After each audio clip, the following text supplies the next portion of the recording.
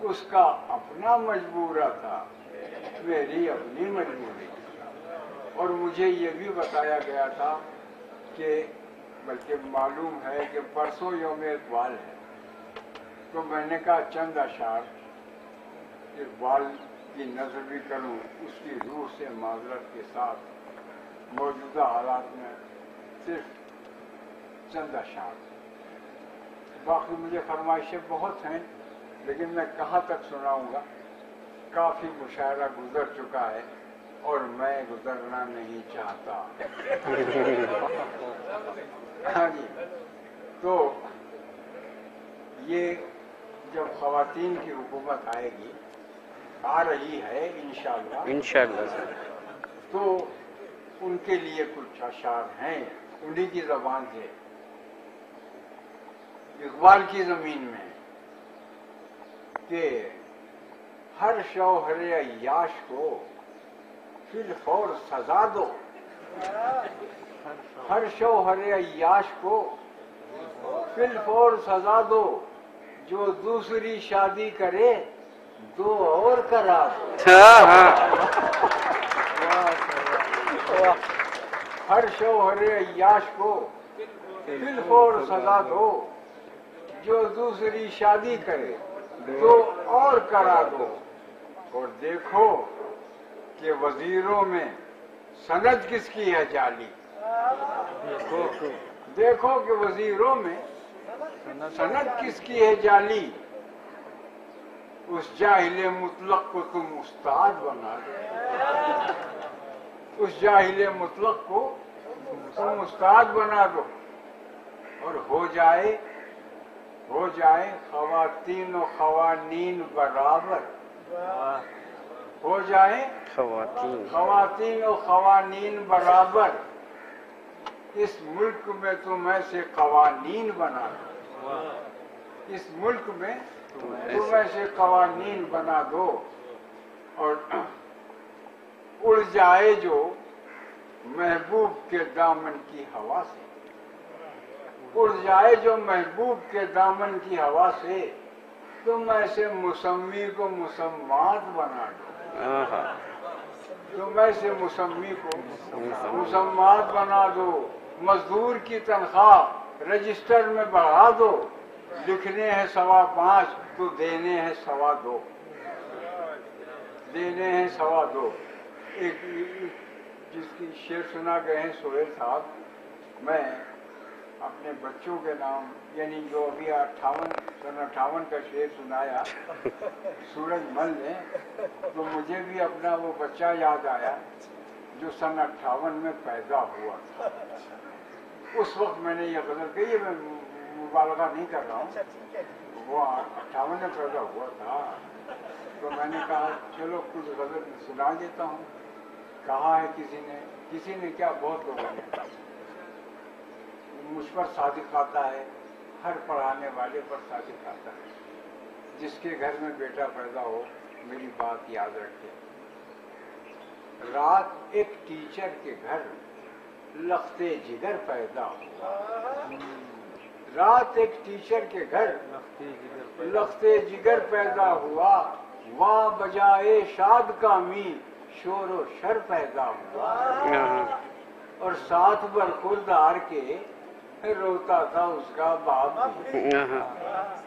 ساتھ برخوردار کے روتا تھا اس کا باپ بھی، اور رو کے کہتا تھا کہاں وہ بے خبر پیدا ہوا۔ ارے پیدا ہونا ہے بجائے خود حماقت کی دلیل، پیدا ہونا ہے بجائے خود حماقت کی دلیل، اس پہ ترا یہ کہ تو ٹیچر کے گھر پیدا ہونا ہے بجائے خود حماقت کی دلیل، اس پہ ترا یہ کہ تو ٹیچر کے گھر پیدا ہوا۔ ارے میں تو پیداوار ہوں سستے زمانے کی میاں،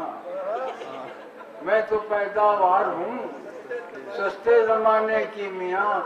تو بتا اس دور میں کیا سوچ کر پیدا ہوا۔ اور میں مخالف، ماں مخالف، اور حکومت بھی خلاف، میں مخالف، माँ मुखालिफ और हुकूमत भी खिलाफ, दुश्मन मंसूबा बंदी तू मगर पैदा, दुश्मन मंसूबा बंदी तू मगर पैदा हुआ, और माँ तेरी नरगिस जिसे कहते हैं रोई भी नहीं, माँ तेरी नरगिस जिसे कहते हैं रोई भी नहीं, तू चमन में किस तरह है दीदावर पैदा,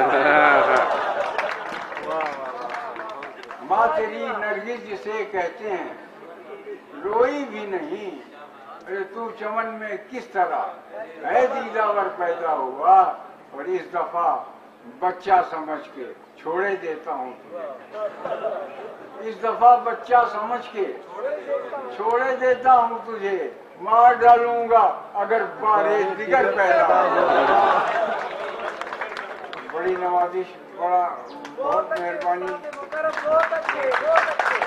बहुत नवाजिश।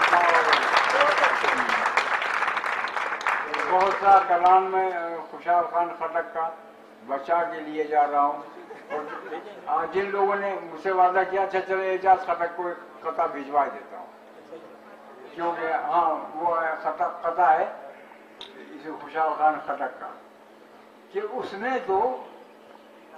खुशहाल ने उसने तो बीवियों की बनाई थी सेंचुरी, ये मैं झूठ नहीं कह रहा हूँ, उसने तो बीवियों की बनाई थी सेंचुरी, तारीख है गवाह तुम्हें क्या बताएं हम, और मिसरा हमें ये लगता है खुशहाल खान का, मिसरा हमें ये लगता है खुशहाल खान क्या का, अब और क्या किसी से मरासिम बढ़ाए।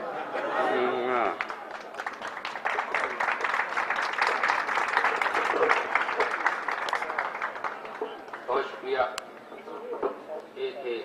ताखान साहब। जब तक न खुदा माने कोई भी न माने है, दिल पर जो गुजरती है दिल आप ही जाने है, दुख को भी कड़ा दुखड़ा लगता है लगा है कि मेरी ही गजल गाता दुख मेरे सिरहाने है। इन खूबसूरत अशार के खालिद उस्ताद मोहतरम प्रोफेसर डॉक्टर फकीरा खान फकरी साहब हैं। मैं अब स्टेज की तरफ जाता हूं और सबसे पहले डॉक्टर फकीरा खान फकरी साहब से गुजारिश करूंगा कि वो अपना कलाम भी सुनाएं और मेहमानों का शुक्रिया भी अदा करें। इसके बाद सदर मजलिस और दूसरे बुजुर्ग हजरात, तालिबा और तालिबात, दोस्त अहबाब, मैं आप सबको अपने दिल की गहराइयों से खुशामदीद कहता हूँ। ये रस्मी सी बातें हैं लेकिन इन्हें आप रस्मी न समझें, क्योंकि अब जब शुक्रिया अदा करना होता है तो ऐसी बातें करना पड़ती हैं। आप सब लोग तशरीफ लाए इस मुशायरे की इस तकरीब को रौनक बख्शी, चहल पहल बख्शी। वो मेहमान शुअरा जो दूर दराज से इस मजलिस में शामिल हुए, मसलन कोहाट से, हरीपुर से, एबटाबाद से, मालाकंड, बटखेला से, सवात से, इस्लामाबाद से, और अपने शहर पेशावर के दोस्त बुजुर्ग तो यहीं थे। हर साल इस स्टेज पर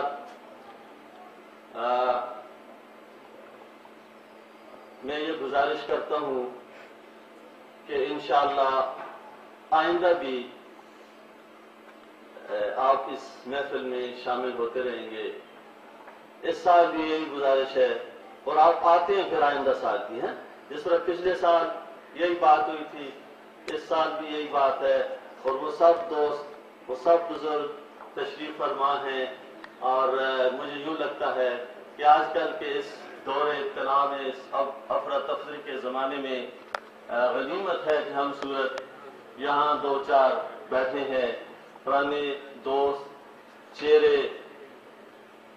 दोबारा देखने में आते हैं और जिससे न सिर्फ ईमान ताज़ा होता है बल्कि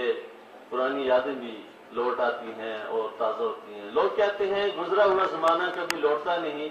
لیکن میں یہ کہتا ہوں کہ جب دوست احباب ملتے ہیں ایک جگہ بیٹھ جاتے ہیں تو یوں لگتا ہے کہ گیا وقت واپس آ گیا ہے. بہرحال یونیورسٹی میں مشاعرے آپ دیکھتے رہتے ہیں، لیکن شعبہ اردو جامعہ پشاور کا مشاعرہ ہر سال اللہ تعالیٰ کے فضل و کرم سے ایک مخصوص حیثیت کا حامل رہتا ہے کہ یہاں کسی قسم کی بدامنی نہیں ہوتی. لوگ سنتے ہیں اور ہم بھی اس میں ایک چالاکی کرتے ہیں جو پوشیدہ ہوتی ہے، کیونکہ ہمارا تجربہ ہے کہ پشاور یونیورسٹی میں آپ جائیں کسی بڑے سے بڑے ہال میں، آغا خان ایڈیٹوریم میں، کنوکیشن ہال میں مشاعرہ کر لیں، وہاں کوئی کسی کی آواز تک نہیں سنتا. اور ہم یہ مخصوص دوستوں کو بلاتے ہیں اور اپنے طلباء اور طالبات پر بھروسہ رکھتے ہیں کہ ان کے علاوہ کوئی زیادہ لوگ اس میں شامل نہ ہو سکیں، جس کی وجہ سے فضا پرسکون اور امن رہتی ہے. حسب ضرورت حسب حال لوگ کھل کر داد بھی دیتے ہیں، اور کسی تہذیب یافتہ معاشرے اور سماج کی یہی علامت ہے، یہی بڑا ثبوت ہے. میں اللہ کا شکر ادا کرتا ہوں کہ یہاں شعبہ اردو میں جب بھی مشاعرہ ہوتا ہے کم از کم مہمان یہ ضرور تاثر لیتے ہوں گے، یہ سوچتے ہوں گے کہ ہم واقعی کسی یونیورسٹی میں گئے ہیں، کسی جامعہ میں گئے ہیں، کسی ایسی ویسی جگہ نہیں گئے. ورنہ مجھے یاد ہے ایک دفعہ جامعہ پشاور کا ایک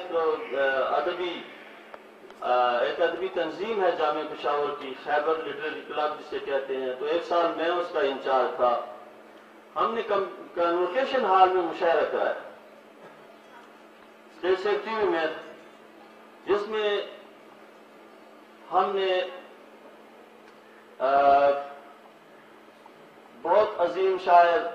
ضمیر جعفری صاحب کو بلایا، لیکن کوئی سنتا نہیں تھا.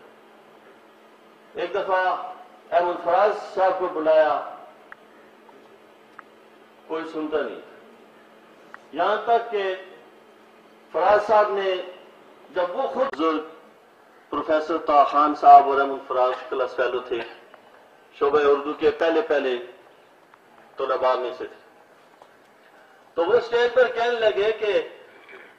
تم ایک جامعہ کے طلباء ہو یا شاہ دولے کے چوہے. سنتے نہیں. خیر طاہر خان صاحب کو بھی یاد ہوگا ایک دفعہ یہ صدارت فرما رہے تھے، ٹوٹا کی طرف سے مشاعرہ تھا. آخر میں انہوں نے کہا کہ یہ جو تحفہ تم نے مجھے دیا یہ میں واپس کرتا ہوں، احتجاجاً نہیں لیتا کہ یہ کوئی یونیورسٹی کا ماحول نہیں. لیکن یہاں ہر سال مشاعرہ ہوتا ہے. مطلب میرا یہ ہے شعبہ اردو میں آپ آتے ہیں، تشریف لاتے ہیں، اور مجھے یہ کہتے ہوئے یہ فخر بھی ہے کہ اچھا تاثر لے کر جاتے ہیں. اور آج بھی میں اللہ تعالیٰ کا لاکھ شکر ادا کرتا ہوں، خاص کر مہمان حضرات کا، اپنے طلباء و طالبات کا، کہ انہوں نے بڑی دلجمی سے یکسوئی سے مشاعرہ سنا. مجھے سہیل نے شاید اس وقت اس لیے بلایا کہ میں نے کچھ آخر میں استقبالی کلمات بھی کہنے تھے جو میں نے کہہ دی. ورنہ یہ مولانا روم نے کیا خوب فرمایا کہ سونے کو آپ زمین پر پھینک دیں، چاندی کو